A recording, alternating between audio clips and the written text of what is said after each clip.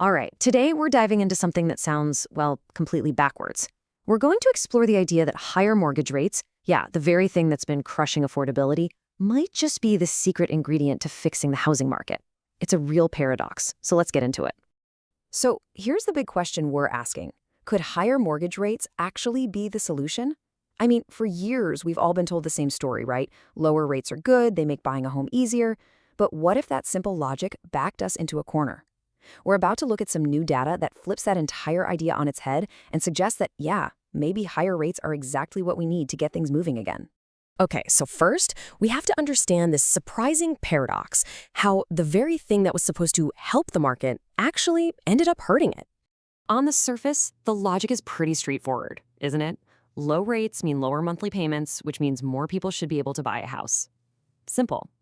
But the problem is, those historic rock-bottom rates we saw a few years back, they had this massive unintended consequence. They created a market where there was practically nothing to buy, leaving even the most qualified buyers completely stuck. And this situation created a phenomenon that economists are calling the golden handcuffs. It's a great name for it because it really did freeze the entire housing market. So let me show you what that means. So here's the core of it.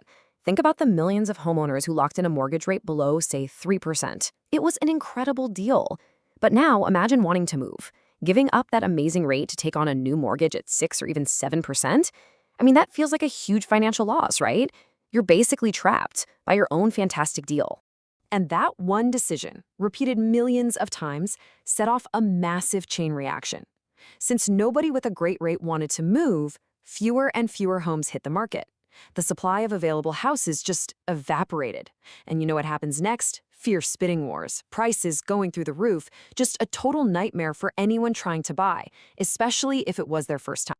But here's where the story takes a turn. Something really fundamental has started to shift. It looks like we've hit a major tipping point, and it's all thanks to a quiet but incredibly important change buried in the mortgage data. And I want to be clear, this isn't some small blip on the radar. No. For the first time since this whole lock-in thing started, the scales are starting to tip. The numbers are revealing a brand new reality about who is actually holding America's mortgage debt right now.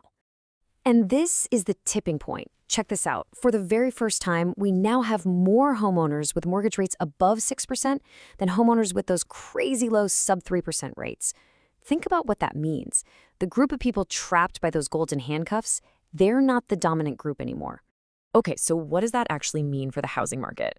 Well, this shift could be the key that finally starts to unlock the gridlock. Let's walk through how this could all play out. Right, so here's the potential domino effect. If your mortgage rate is already, say, 6.5%, moving and getting a new one at 7% isn't nearly as painful. That powerful incentive to just stay put, it gets a lot weaker. So, more of these homeowners are likely to put their houses up for sale.